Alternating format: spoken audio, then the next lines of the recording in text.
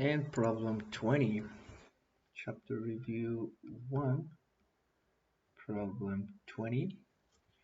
Prove that this left expression is equal to this right expression.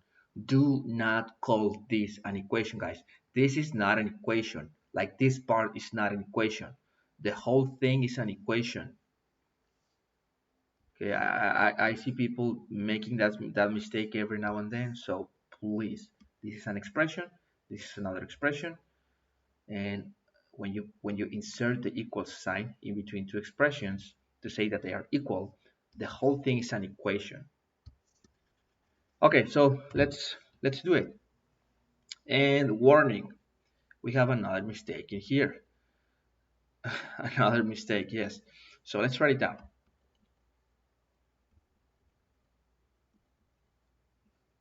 I mean, as far as I can see, this also involves a mistake.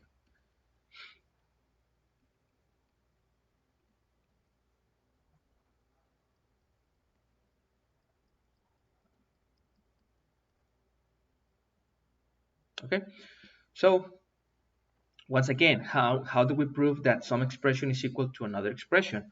We just manipulate algebraically one of the expressions and we bring it to look like the other one. So you just write. I mean, this is wrong, but in case that this was true, you in your solution you could reply or you could write down. I will make the left hand side, this is standard terminology in the book, left hand side, right hand side. I will make the left hand side of the equation to look like the right hand side, colon, and let's do it. So I'm gonna write the expression once again, the left hand side expression,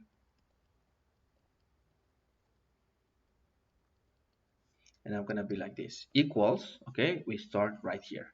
So it's all about factorizations. I'm gonna factorize this trinomial, and the factorization is x minus 3 times x plus 2. Make sure, please, and practice your factorizations. Yeah, that's right. Times factorization on top. This is a difference of squares, so it boils down to this as a factorization, I mean. And I think they made a mistake in here. They didn't mean this. But anyways, that's what I see. That's what I write. You cannot reinterpret an author. Okay, so we have this. Can we cancel some factors over here? Yes, we can cancel this one with this one. And that's it, guys. That's all you can do. You cannot do anything else. You cannot cancel this one with this one because they're different factors. You need to have the exact same factor looking exactly. Factor, factor, factor, factor, factor, factor. This is equal to this, so I cancel them. This is not equal to this, so I cannot do the same. And that's where the problem failed. I think. Okay, so now we know this. Prove that this. No, it's not.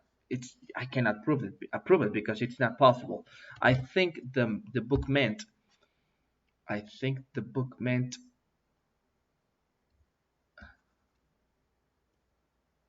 Okay, so now that you know that, let me reinterpret. I think the book meant this. Not x squared plus 2, but this, x times x plus 2.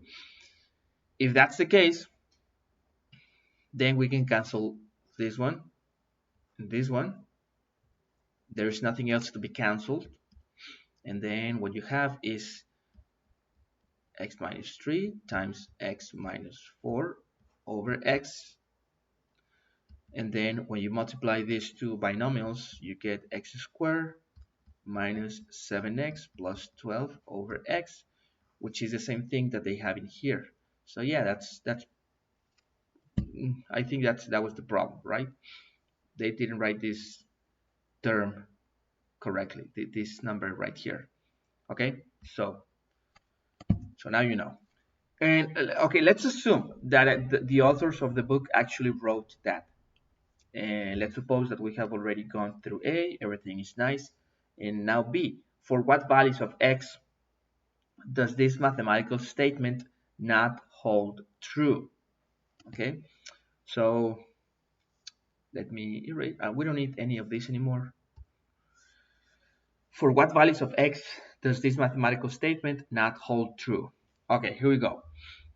This is gonna be the same as this, as long as you don't incur, as long as you don't break down any of these expressions, guys. Any of these expressions, whether this one, or this one, right?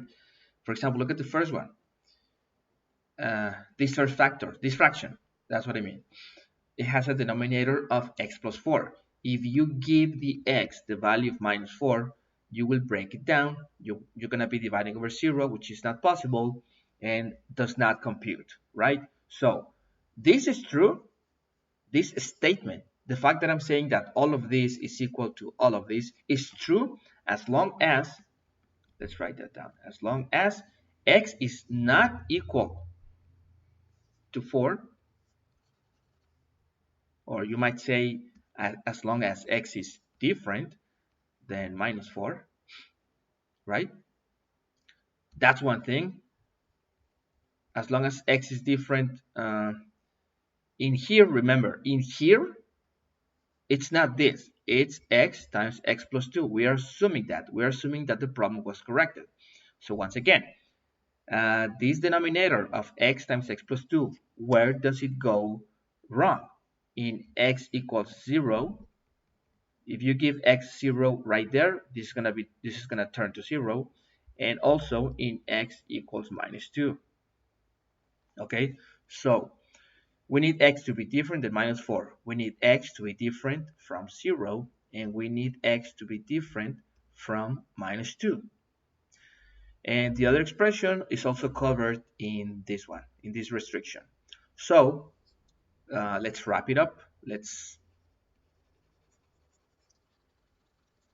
make a summary. Assuming this is corrected, this little part, then yes, we have already proven this statement, and we have to add something else. This is true. This statement is true as long as the following restrictions,